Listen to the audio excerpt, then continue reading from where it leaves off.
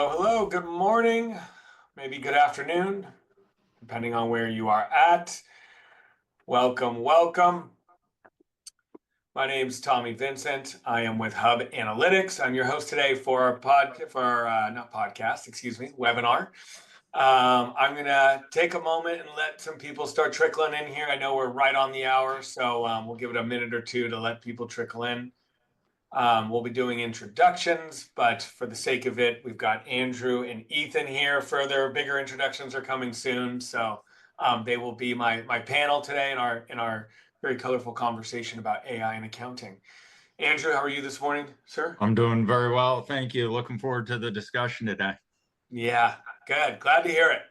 Ethan, how are you? Yeah, super good. Excited to be here and share a little bit more about the AI programs on deck. Yeah, love it. Andrew, where are you calling in from?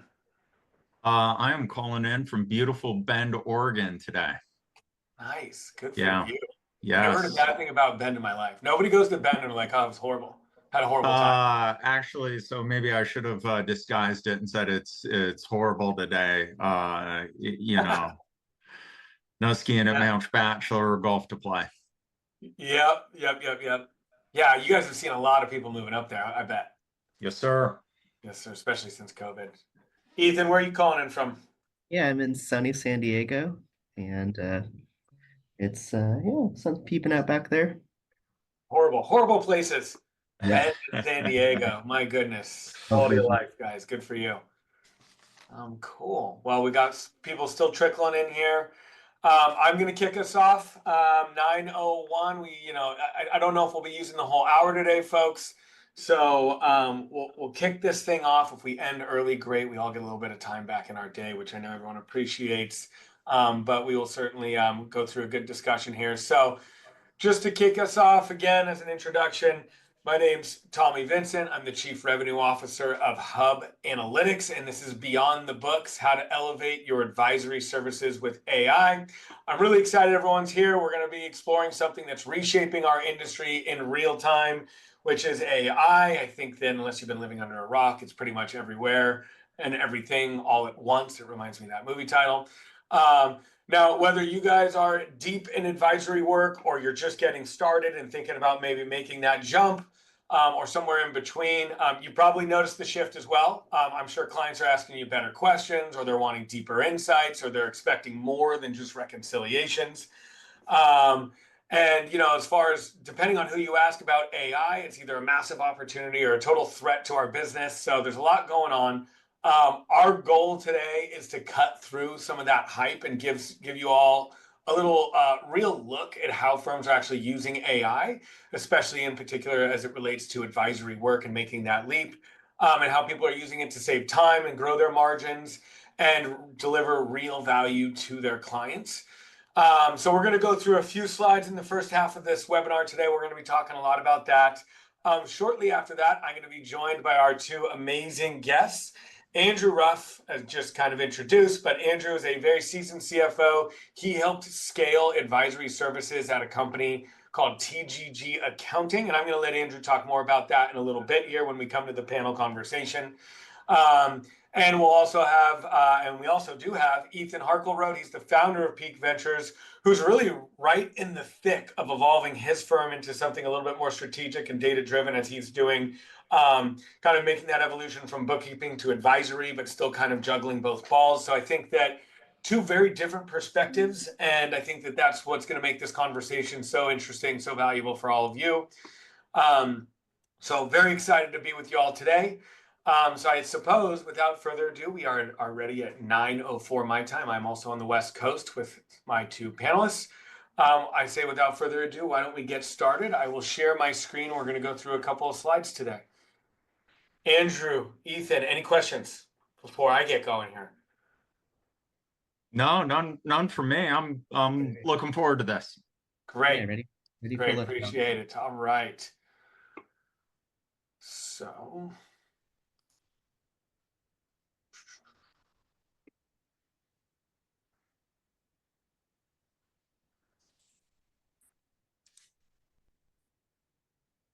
all right. Let me get a little check on this. Andrew, Ethan, can you see my screen? I can. Beyond the Great. books. Great. All right, there we go. Beyond the books, how to elevate your advisory services with AI. And in case you didn't know, today's April 24th. So we'll go ahead and get started. I just introduced our speakers briefly, so we'll just scroll through this real quick. The first thing I want to do, folks, is I want to start out with a poll because we want to start, we want to engage. We want to see where people are at with all of AI here. So I'm going to launch a poll, and our poll is, how do you feel about AI in accounting? So give me 1 second here. We're going to launch this. I'm going to do this right now. Relaunch. All right. Let's go ahead and get this started. So if you would, please, let's vote in this, see how people feel about AI in accounting. All right. The first option is it's a game changer for firms like ours. Second is it's useful, but we're still figuring it out. C is I'm skeptical, but I'm open to learning more. And D is I don't think AI is relevant for us. I have to say I've done this poll a couple of times and I don't get a lot of responses on I don't think AI is relevant for us. I don't think anyone's quite, I don't think anyone's there yet. I also don't think that people are at the game changer yet either, but we'll see how this one pans out. Looks like we've got some good participation. Let me go ahead and end this. We'll see what the results say for the folks here. Share results. Can everyone see the results on screen? 79%, 80%. It's useful, but we're still figuring it out. And this is very much what we hear a lot of. It's a game changer. A couple of folks think it's a total game changer. I think I personally happen to be in more of that camp, so to speak. And then I'm skeptical, but I'm open to learning more. I think there's a lot of skepticism about AI, and I think it's a healthy skepticism. But hopefully, like I mentioned in the beginning, we're going to cut through some of the noise to see, how are people leveraging AI today? And it doesn't need to be as comprehensive and as transformative as you might think, but small things can be transformative. That's the irony, creating automated workflows in your practice. So we're going to talk a little bit about that today. But why don't we move forward here? So we are back to the screen. So let's talk about AI and kind of, again, as I mentioned at the beginning, unless you've been living under a rock, it's literally absolutely everywhere. You can't go a day without hearing about AI this or ChatGPT that or NVIDIA this or that or Microsoft's investing here and whatever else is out there. Like I said, it reminds me of that movie title from a couple years ago, Everything, Everywhere, All at Once. It kind of feels that way. It's in our personal lives, it's in our work lives, certainly. And it's not just us, it's everywhere. It's our clients, it's it's everywhere. It's our partners, it's their jobs, it's corporate, it's small business, it's pretty much all over the place. And accounting happens to be one of the ground zeros for AI. And there's, I'd say, a couple of these. One of the ones that comes to mind most is content marketing. So if you're doing any writing a lot, writers, bloggers, all that kind of stuff, certainly it's had a huge impact there. But another area is accounting. Accounting has been a huge ground zero for AI. And so, for all the folks on this call, I'm sure you've seen it. I'm sure you're getting emails, you're getting advertised to, you're getting pushed, AI this, AI that. I like this picture on the screen here because this is the fintech ecosystem before AI. This is not the AI ecosystem. And the reason I like to highlight that is that two things. Number one is I can bet you almost anything that every single logo on this screen that you see has some kind of AI offering now as part of their platform, right? So not only are all the current incumbents pushing AI that we're going to get better and check out our new feature, our new product, but you're also going to get a swath of new ones as well that are in the mix. And it's hard. It gets a little noisy and it's hard to cut through the noise and understand, gosh, like I don't even know where to start. And it feels very overwhelming for folks. And that's what we tend to find. Look, there is a lot of change going on right now. I think you could say that on a very big macro level scale, but also in our own jobs, right? Because of AI, because of a lot of the changes in digital technology. And that creates a lot of anxiety. And you've got hyperbolic titles and headlines in the news, right? This one here, AI is taking over accounting jobs as people leave the profession. Gosh, that is like, doomsday almost. It feels very dramatic, which is what the news is supposed to do. But it does create anxiety. Okay, there's just a lot going on and it feels overwhelming. And that's real, okay? And we understand that without a doubt. Now, the interesting thing is we are a couple years into this. We're about 2 to 3 years into this now, especially since like the launch of ChatGPT, we'll say, like from the application of AI. Certainly AI has been in development for much, much, much longer than that. But really the true application that has been democratized has been only in the last couple of years. And we are starting to get some results there. And one of the things that we like to kind of express is this idea of not artificial intelligence, but augmented intelligence. And the way that what we're seeing in the marketplace today, and this is from Deloitte and Accenture, and another one from Deloitte, some of the biggest firms out there measuring what's going on in this industry, is that the folks that are able to embrace the new technology and think about it more as augmented intelligence versus artificial, this is helping us do parts of our jobs better versus replacing the jobs. The ones that are able to embrace that mindset and also embrace the technology itself to start automating in areas of their business are benefiting massively. And for example, Deloitte estimates that AI can reduce the time spent on data entry by as much as 70% and up to 50% for month-end reporting.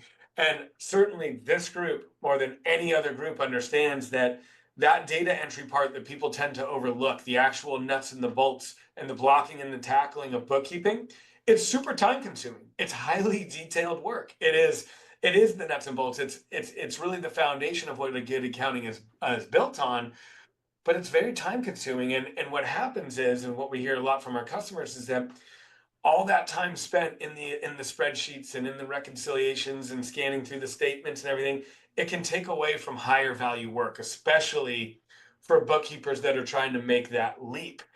So AI having that impact where we can start accelerating those processes and giving time back in your day so you can actually get to the marketing or actually get to the business development is a big deal.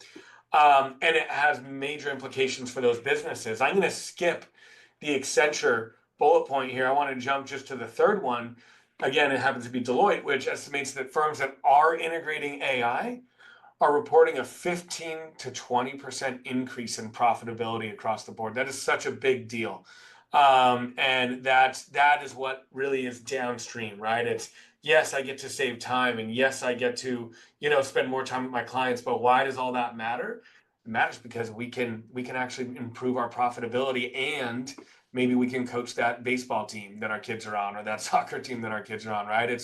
There is, I think, a quality of life aspect too that becomes an opportunity here. So now one of the most common questions that people that we get at least is, where do I start, right? Again, it's dizzying. There's just a lot of noise, a lot of headlines, a lot of vendors, a lot of everything. And so where do I start? And so we're going to kick off this section with another poll, okay? So bear with me. I'm going to launch our second poll here. Launch. And this question is, if AI could solve one problem for you, what would it be? Option A, automating data entry and reports, improving financial forecasting, streamlining client communication, and boosting workflow efficiency. Curious where people fall. This one is definitely always more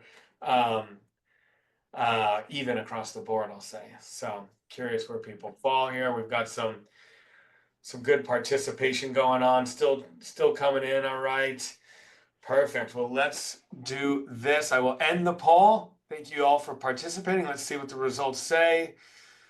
So we got, wow, this is split across the board pretty evenly. So automating data entry and reports is 27%, improving financial forecasting 33%, boosting workflow efficiency also 27%. So this is a pretty even split across the board. You can see people's minds are in different places, right? And this goes back to that question of like, where do I start with AI? And I think it actually depends a little bit on your practice and where you are in that evolution of where you want to go to also. So we will move on here. Here's the catch about all of these options that we gave you in this poll is that it all kind of comes down to one umbrella area, which is client operations. And look, this is a business services. This is a services business, right? It's all about, the supply that we have. It might be just ourselves. It might be ourselves and a couple of other folks, but the entire business is client operations. That is what it is. And this is where we think that there's a ton of opportunity for folks to apply AI. And to understand where you even start from there is what we're going to be talking about for the next 15 or 20 minutes. And then I want to bring in Ethan and I'll bring in Andrew, and we're going to have a discussion about all of this. But when you think about client operations, it is the business. So then that question still persists, which is okay, great. But like, where do I even start with client operations? And so we distilled it down. We broke it down into three primary outputs. Let's start with the meaning of client operations. What does it look like when it's done right? Okay, and three different outputs. And it starts with accurate and timely data, which I'm sure everyone on this call knows and can verify very well, which is accurate and timely data. It starts there, right? That's what our clients need. It's garbage in, garbage out, that long story. But after that, when you start to think about client operations as it relates to advisory work, and if you're starting to move down that path, it's advanced reporting, it's KPIs, it's goal tracking, it's benchmarking, it's all of those things. It's visualizing the data, it's providing it, presenting it in a way that our clients can understand it, and we can have a conversation in layman's terms about it. And then last but not least, and this is where I think it really separates kind of the amateurs from the pros, is the thought leadership and actionable insights as it relates to advisory work. It's often said that accounting is the recording of history, which is obviously very true. But that is not where our jobs stop, in advisory work. It's that last part that's so important when we start to make that leap into advisory, which is the thought leadership and actionable insights. It's not just about what happened. It's about, man, what can we do? Well, how can we help our clients to create better businesses? How can we help our clients achieve the same things that we want? More profitability, more flexibility, more time with their families, whatever it might be. And our expertise in the finance field is a real asset to them if we can just have that time and that energy to spend really thinking about their businesses. And these are the foundations of client work, right? And I think that we can apply these things to our practice if we have the resources to do so, right? And this is kind of the rub as it relates to advisory services, is that number one, to produce those outcomes, to produce those three things, it tends to take a team. And I'm sure, again, everybody here can speak to this very well, is that you're stretched so thin, right? You can be that CFO that is providing the thought leadership, and you can be that person. But can you be that person and be the person that puts together the reporting and the graphs and the charts and the narrative? And can you be the person that checks all the reconciliations and the statements and making sure all the work is right, on top of the fact of doing the actual work itself, which is the data entry? And that's a challenge. And most people, the short answer is obviously very much no. It's hard. And so we start hiring maybe a part-time bookkeeper, maybe 2 or 3 part-time bookkeepers, and our hopes are that we're going to elevate into that CFO role. But we start to get dragged down into the accounting manager role, right? All these bookkeepers are typically more junior oftentimes, and we spend a lot of time in this bottleneck of double checking that work. And then once we double check that work, we got to go put the report together. And by that point, it's hard to be the thought leader and to have the time. And then on top of it, scale your business. Do that for 30 clients, do that for 50 clients, do that for 60. I mean, that's a lot of things. So it takes a team, and it also takes a lot of manual work and a lot of coordination, even if you do have that team, right? There's processes for the income statement. There's processes for the statement of cash flows. There's processes for the balance sheets. There's Excel sheets if you're getting really, advanced in what you're providing to a client. Maybe you'll have tier A clients versus tier B and tier C's. But if you got your tier A's and you're doing modeling, you get some very, very complex spreadsheets and formulas. Look at this formula in the middle of the screen here. I mean, that is just wild. And it's ugly. But this is the state of the affairs, right? This is the reality, is that it takes a team of people. It takes standardization across the practice. It takes a lot of steps and coordination, and it's hard. And the reality of all of this culminates into that it's hard, right? The problem is that it's all manual.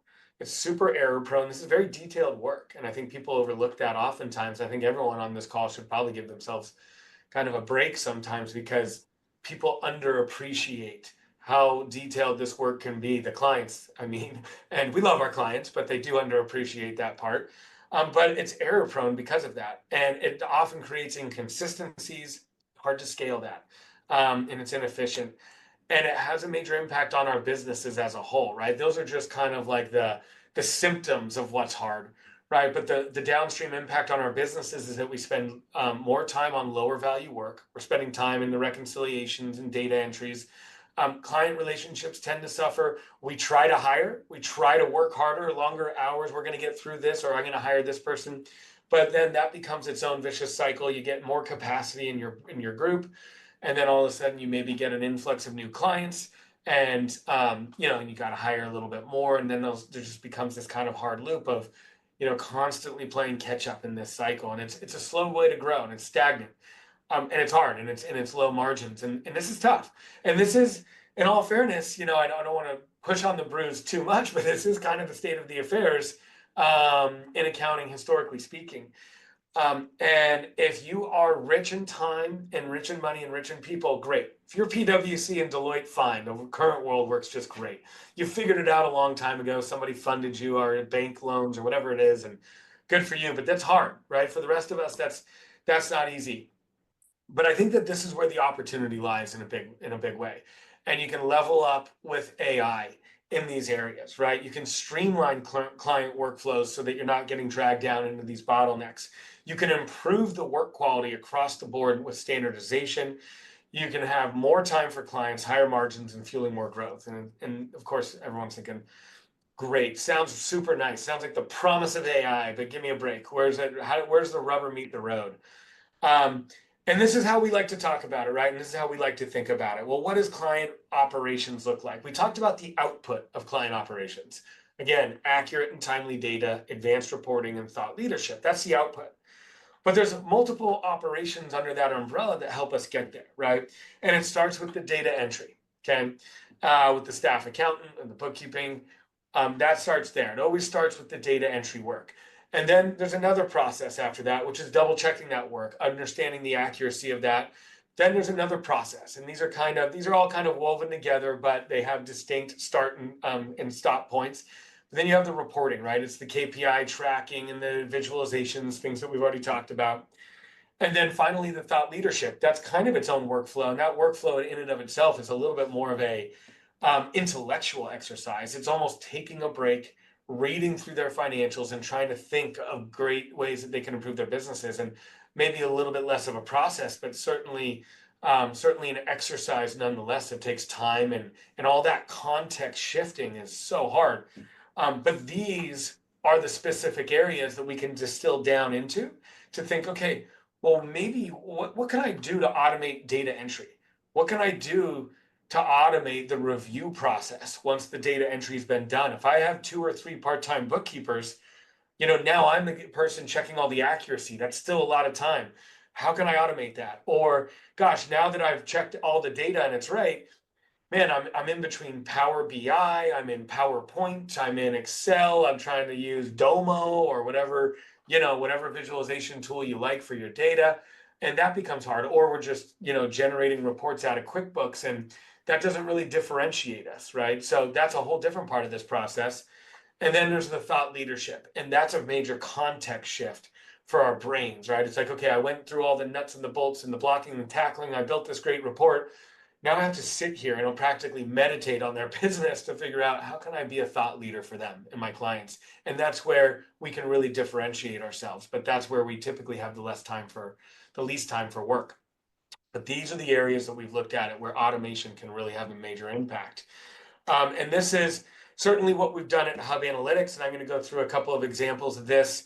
Now, frankly, this webinar today is not about Hub Analytics. If you want more information, we have a sample report you can download and all of that.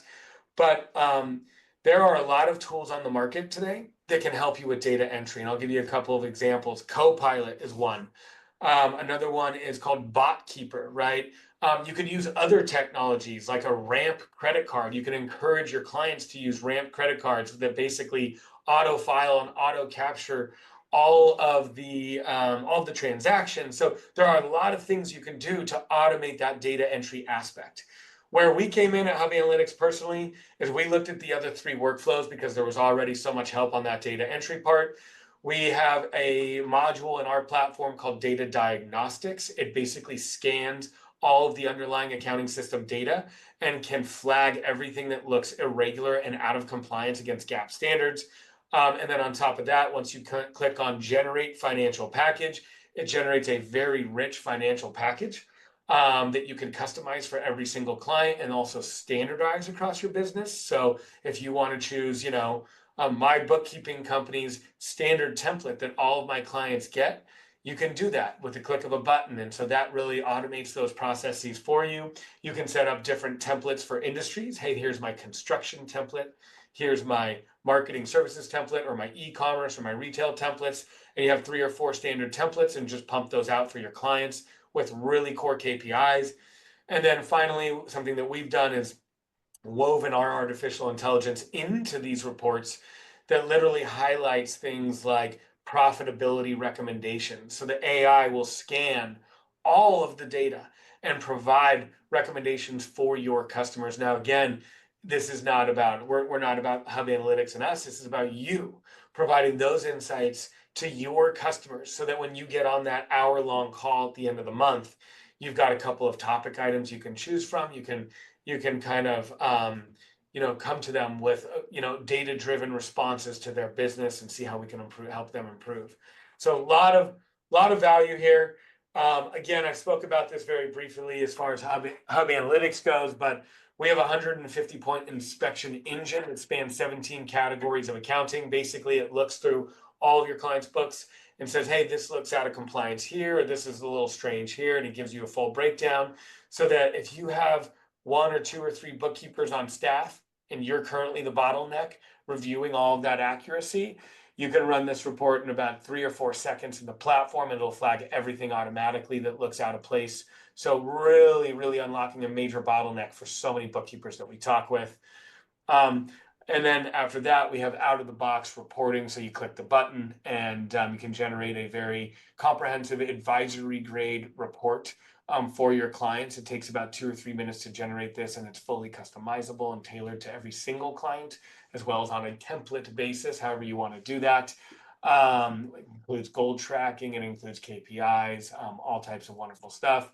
And again, you can see a sample of this. We'll give you a link to download a sample of this at the end.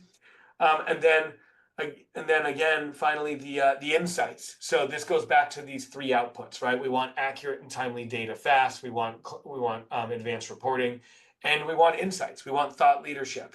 And this is where, again, I think it really separates people, which is turning FP&A from a cost center into a profit center. And that's going to be an uphill battle for some folks, and certainly some of our clients are saying, oh, it's a necessary evil. Finance, accounting, it's a necessary evil. I'm just going to get more sales and cut my costs. But I think FP&A, and we think FP&A can be a very real profit center for businesses when it's done right, truly saving bottom line. And I think that we really kind of represent that at its best when we can provide insights about their business. Hey, if you bring down debt here and this here, you're going to save enough money on a monthly basis to make that additional investment, which is going to bring you this, right? So we can be those strategic advisors that I know that we're all capable of and want to be. So a couple of things here. This is, we'll say bonus content. So one of the things I hear a lot of is people are worried that that AI is not for them, or that I'm worried that all the big companies are just going to take over. They have all the power. And the irony is that there are challenges with AI implementation and adopting it, but those challenges are actually a lot greater for bigger companies, okay? These are the top 3 cited challenges, according to Business Insider, a survey they had done, to adopting AI, okay? Data management and quality, integration with legacy systems, change management, and employee resistance. That's super real, okay? But that is big company stuff. That is not for us. That is not for our clients. And we think that AI's arc bends very much to small business. We think that it's very much leaning towards giving small businesses a greater advantage than they've had in decades. Because implementation is easy. It's highly impactful for those that have played around with it. And it can be done quickly. And that's a big deal. So here's a fun little GIF that I pulled from somebody else. So if anybody's familiar with a company called Klarna, They're one of the biggest micro lenders on the planet. You basically, anything you buy, you can buy like literally a pair of socks, and they will finance your pair of socks for you over 3 installments. Very big company. But the CEO founder of that company posted this GIF, and he said, "Yeah, look, the promise of AI agents is great for everybody, and enterprises, like anybody else, are very excited about this, but they get pulled down into the web of data and legacy systems, and it's so challenging. And it is, more money, more problems, as they might say, right? Bigger companies have a lot of crap they got to deal with. So I think there's a lot of opportunity for folks like yourselves to go and compete, especially in the advisory space.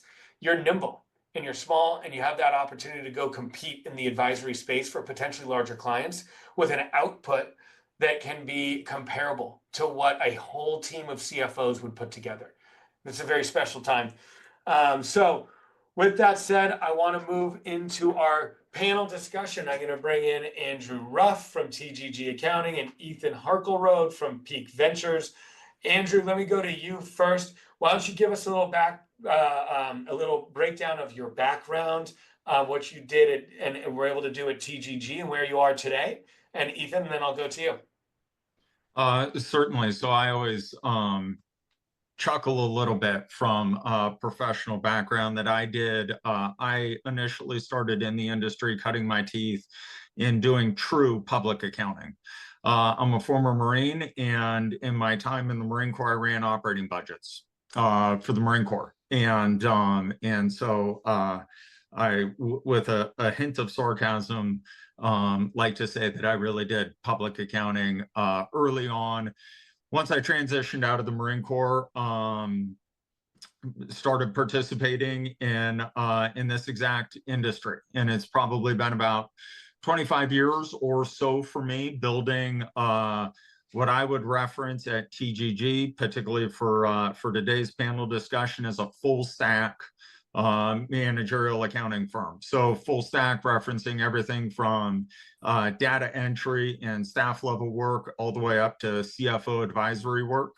Again, about 25 years or so building TGG Accounting today, just sort of as a frame of reference, probably a headcount pushing 250 today, nationwide, and really trying to focus and channel for us when we're working with our clients on a monthly basis.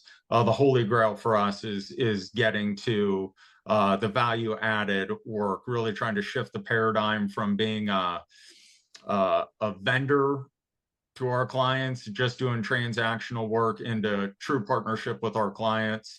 And business model wise, we're monthly recurring revenue, right? Very similar to everybody on this panel. I think that the key for us in long-term business planning in this community, business building in this community, really resides around client retention and building that monthly recurring revenue base. Yeah, I love that. By the way, I hear so much about client retention, and also thank you for your service, as always. Where's TGG at today? How big are you guys? Well, headcount's about 250, 350 to about 400 clients. Wow. Okay. Awesome. And what's the average engagement size for one of your clients? Are you guys doing a lot of small level work like bookkeeping, or is it really a little bit more comprehensive?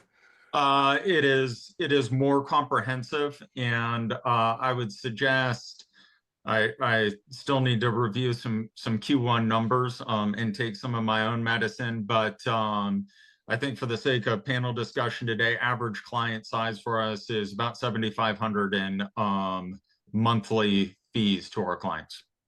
Okay, great. Appreciate that. And Ethan, let's go to you. Tell us a little bit about your background and how you got started with Peak Ventures and where you are today. Yeah, great. Thanks, Tommy. Also, just super appreciate the context earlier. We're all feeling each of those points every day, so it feels good to, all be in the same spot. Yeah, for me, I started my career also in public accounting, similar to Andrew. I spent a couple years at Ernst & Young on the audit side there, and then moved over to a smaller private equity real estate group, helping kind of audit some businesses, working a lot about building their KPI dashboards, operational efficiencies. Actually circled back to public accounting in the wine space up in Napa for a year. And then I spent 4 years in commercial lending over at Silicon Valley Bank working on their wine team. So I was able to apply some of my past accounting knowledge to commercial lending, which was super, super interesting. And I just love working with people. And then we started the accounting group. We're coming on 2 years actually in June, so pretty exciting.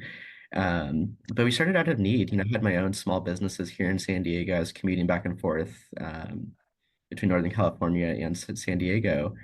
And I needed the accounting practice for my own companies, but also just had a lot of friends who needed help. And I, just through lots of conversations, I realized there's a massive need for it. And geographically, I wanted to be in San Diego, and that just worked out really well. So happy to be here. We're a little bit of a smaller team than Andrew's group. You can cut a zero off or a little bit more. We've got about 4 or 5 people on our team, little mix of full-time, part-time. Got just over 65, 70 clients. And I would say we're probably about, 40% in the bookkeeping realm. And then, 20, 30%, really sitting down, monthly reporting, doing monthly like budget versus actual cash flow forecast, and kind of them remaining there is helping people with their loans, either negotiating with the banks or helping them get set up for financing down the road. Yeah, I love that.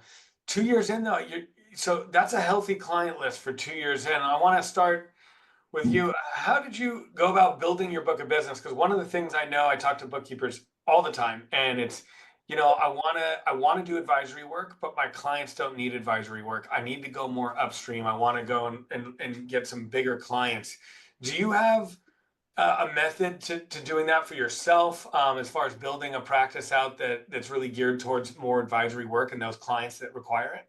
Yeah, great question. I think partnerships is really the answer here, at least in our experience. I partnered up with a good family friend of mine. He had a very successful CPA practice. A lot of them needed the monthly bookkeeping. And kind of from that, we were able to find, within that pond, there's a small percentage of people who are really interested, in sitting down at the same table, looking at the monthly reports. But I really think partnering with CPAs, on the tax side, they're seeing these numbers. And not only are we helping them with the tax preparation, delivering clean books, but just helping the business owners along the way. It's just so, so key. We meet people every day who haven't gotten their financial statements in months if they've ever received them. But I really think the key to growth, two things is just the partnerships, finding those referral partners, largely CPA groups, but then just being out in the community and, meeting people, just really putting kind of the idea of, you're here to help more so than, hey, like we do bookkeeping, like we want to help you with your business. And obviously referrals, if you do a good job for one client, they're more than happy to send you 3 or 4 more. Mhm. Yeah, I love that. And especially the partnership with the CPAs. I've heard, that works well for a lot of folks. Andrew, how about you actually, out of curiosity? You guys are a lot further along now. I think that it's probably a little bit what Ethan mentioned. You're getting a lot of referrals. You've been at it for a while. But when you guys were building the practice, Yeah. what were some of the tactics that you employed to go up market a little bit and start getting those sizable firms that really are looking for more advisory work to graduate out of the bookkeeping? Yeah, I'm I don't think there's a sort of magic pill. I mean, I'd agree with Ethan and focusing on those referral networks because it is in essence an expansion of your business development team, your business development function.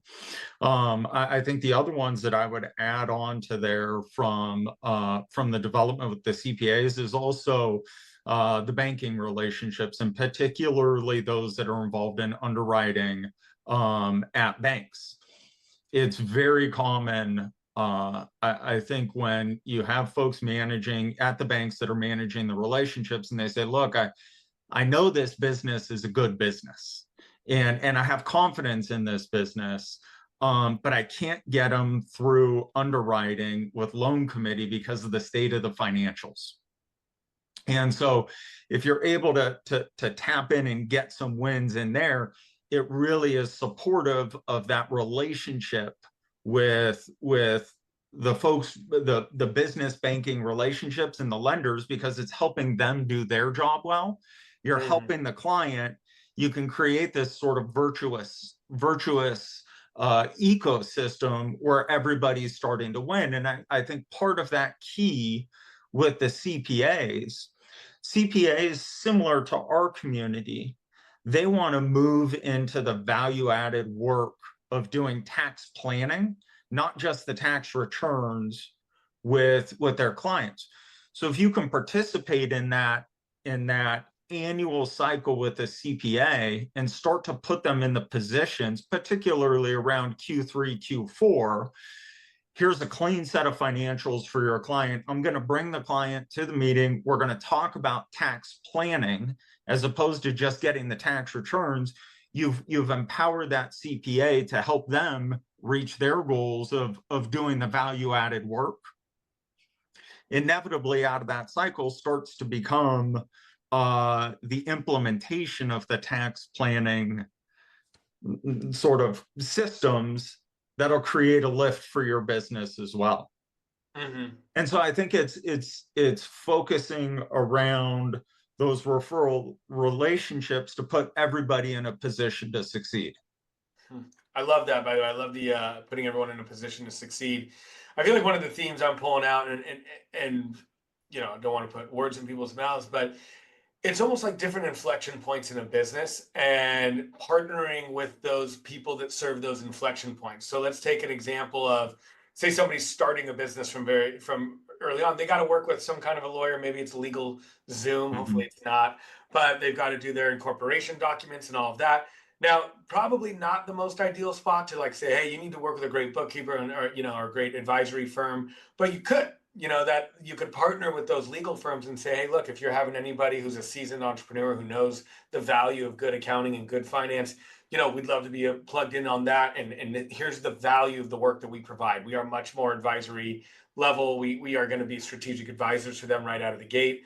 But there's other inflection points. There's an inflection point every year with taxes. There's an inflection points where they need to grow and raise money, and then they're interacting with banking. So partnering with that ecosystem of people that serve those inflection points in a business's life cycle seems like it's a common theme I'm picking up. Would you guys agree? Or Yeah, definitely. I'm really glad Andrew mentioned the bankers, because it's just super important. Now, we have a bank downstairs from us in our office, and we're constantly up and down the stairs working with each other. But it's a great partnership, and at the end of the day, like Andrew mentioned, if you can help them do their job, they're going to see you as a super helpful partner in that. And I'd also just recommend going to bankers networking groups. Not a lot of bookkeepers or accountants will be there, and it's just a great place to get together and see how you can help your clients, mutual clients. nice, love it.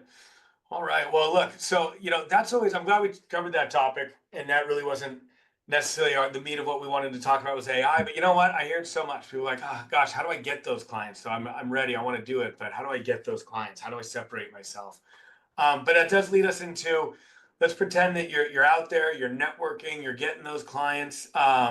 It's hard, as I mentioned in my presentation. It takes a team of people to do it, but maybe not anymore. Maybe AI can help in streamlining a lot of the processes that are behind advisory work. But let me start with you guys and see, how do you feel like AI has changed the way firms are delivering advisory services from your perspectives, obviously, respectively? Ethan, I'll start with you. Sure. Yeah, it's a great question, and it's a super exciting time right now. From where we're sitting, a little bit of a smaller group, we're learning a lot. I would say we're taking the turtle approach. Just to level set, I kind of find myself in, right on the brink of, I know it can be a good thing for us and game changing. And, we're at a really exciting spot, piloting the program with clients, learning how to price it. But it's interesting because there's a handful of firms out there that are going a little bit too far with the AI. Like, we've actually gotten 3, 4, 5 clients in the last 2 months because their previous bookkeepers were over relying on AI. And I was really surprised about that. And so I think, from where we're sitting, we it's a great way to help people, save time, like my team in particular, starting with that. And I would say if you're not ready to kind of dive super deep into AI, just kind of use what you're using in terms of, QuickBooks. They have various automation tools, even just setting rules. If you do that for all your clients, you're going to get addicted to the improvements, and you're going to want to, keep leveling up. Um, but I think we have a lot to learn. I mean, it's great because, the speed of being able to put things together allows us to close the books faster and really sit down with clients, and, provide that value.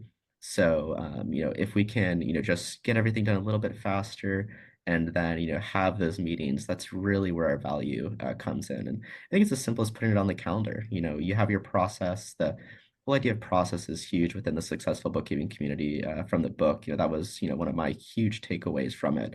And so if we can build automation AI into our process, you set a calendar date with your client, you know that every month or every quarter you're going to get together.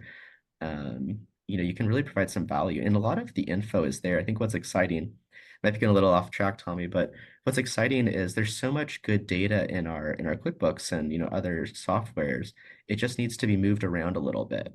And in terms of AI can do that for us. It's building these KPIs, your current asset, your current ratios, quick ratios, debt ratios.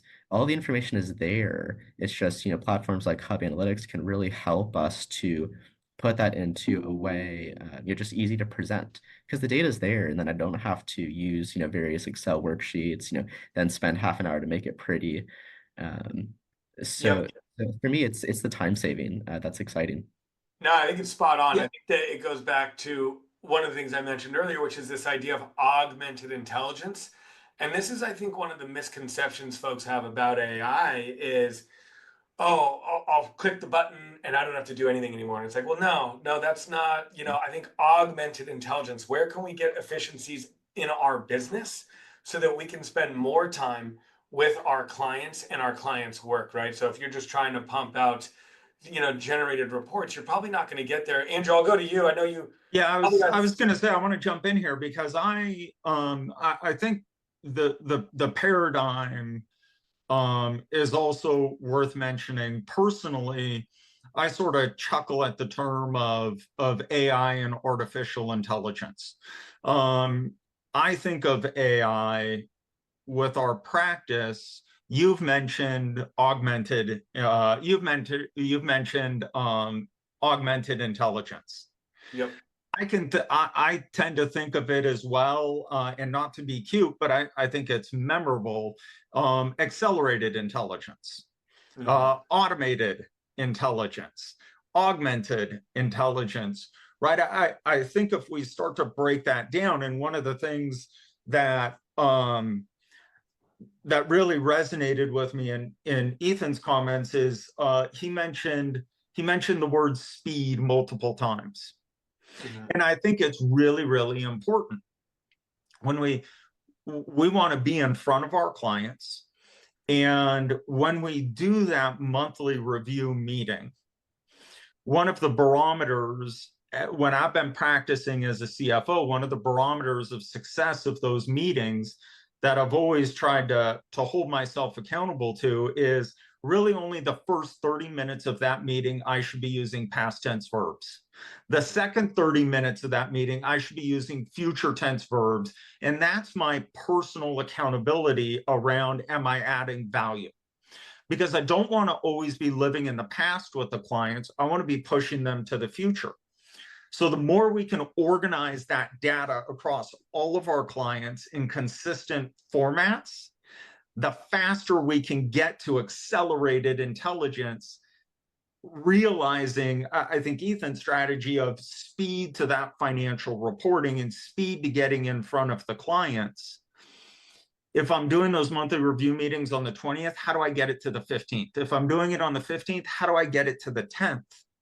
Because at that point, if we're having those meetings, call it day 5 to day 10 with the clients after a monthly close, I'm implementing speed to be able to initiate change and living in the future at that point. So something like a DSO metric, and all of us on this call, we understand the impact of DSO on cash flow. Yep. The faster that we can get to those conversations, and so using various AI tools across our practices that standardizes those data sets as much as possible, we can get to the actionable insights, accelerated intelligence faster. And I think that puts a lot of us in the industry in front of the curve to be able to impact change at our clients, because that's ultimately what matters. Yeah, I love that. I love that you anchor back on providing that value for our clients.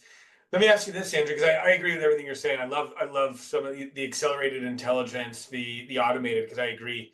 It's not artificial. It's not replacing people and jobs. It's replacing parts of jobs. It's replacing tasks. But anyways, let me ask you this. What do you think are some of the biggest barriers, right? Because it's like, oh, this sounds great, but like, what were some of the barriers for you guys at TGG, and how do you guys also, I guess, in another vein, how do you guys balance the automation that you're implementing internally with that personal high touch client experience that you want to deliver as well?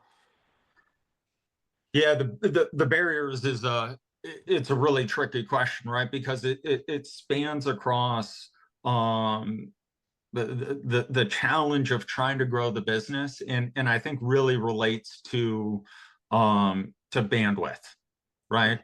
Because if we think about the speed dynamic and we apply it to a normalized accounting cycle in a given month, breaking into that cycle of transactional work, building to a monthly close, to delivery of financial outcomes. One of the things that I think is really helpful, and what I would encourage, is to not do all of it at once. I just don't think that's realistic in our managerial accounting bookkeeping community, to do it all at once. When you're trying to grow the business, there just isn't the bandwidth to do it. So what I would encourage is thinking through that accounting cycle, and either starting at the end and working backwards, or starting at the beginning in the transactional work and working forwards.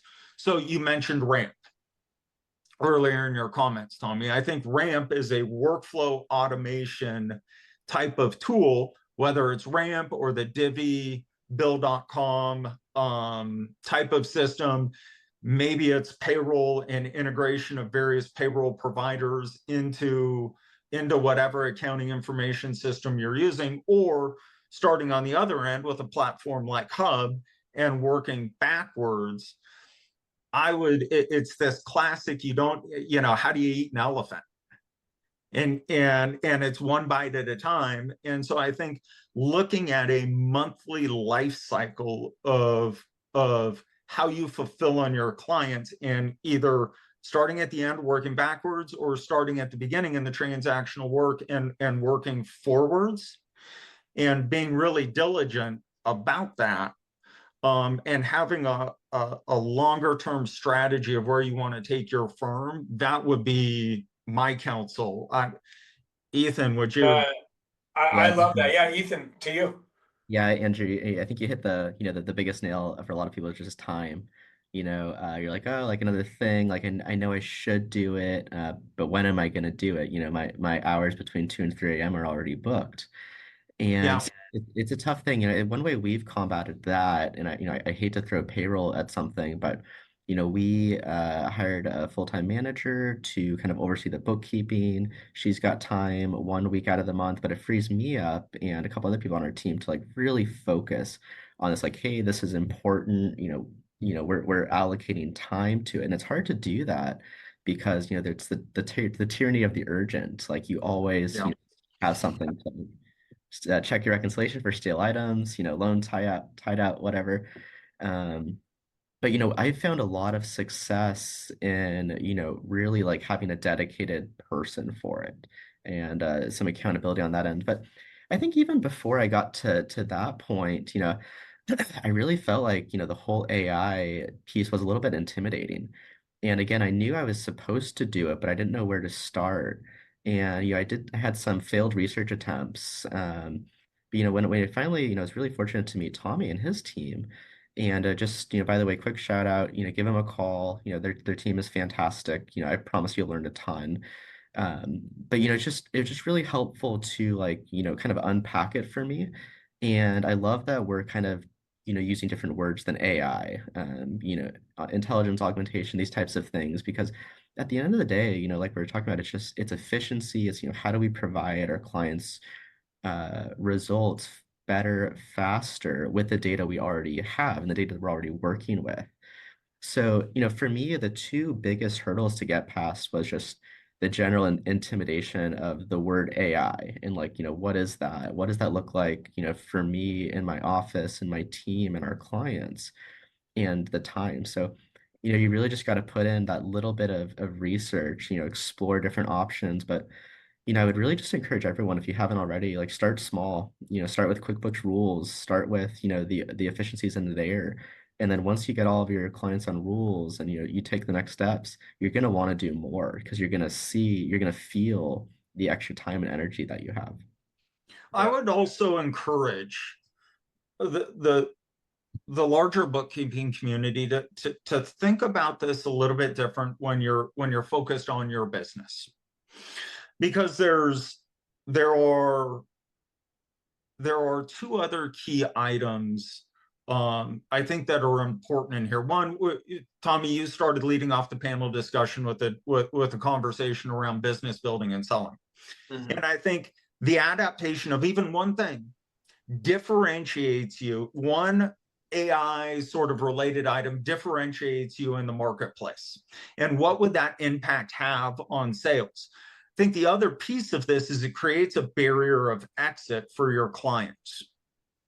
As you're building out not just fingers on keyboards, but a tech stack that's helping them run their business, I think you'll see that barrier of exit and retention start to increase. The way that I would encourage maybe thinking about ROI on investment into this, the larger AI world, is to think about this in terms of a lifetime value of your customer KPIs within your business. And it'll help to start to bridge that, am I going to get an ROI on this investment that I need to make, whether it's time, money, whatever resources you got to devote to accomplishing this. Yeah, no, I love that. And that is actually kind of where I wanted to go after this. We are running out of time, gentlemen. This is great, but my head was, how do you measure the ROI? If you're going to do it, what is the ROI? And I think, Andrew, you're talking a lot about basics of client retention, maybe like you said, LTV, maybe that $700 a month client jumps to $1,500 with that advanced report that you've kind of augmented your practice with. The other thing that I've heard, and your retention moves from 25 months to 30 months. Exactly. While LTV is increasing. Yep. Yeah. Exactly. And Tommy, I know you want to, move to the next thing, but I think that the other thing is, it's just important to remember is, this might not be for every client. So you might have your A clients or people who are really interested in it, and your ROI from it might only come from like 25% of your client base. But, they're really into it and you're really helping them. So I think, like Andrew's saying, to take one bite at a time, like you don't have to help every client at once with AI.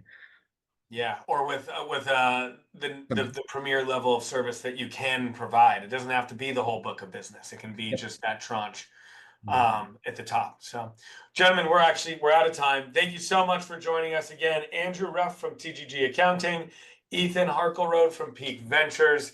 I enjoyed it, so maybe you guys did as well.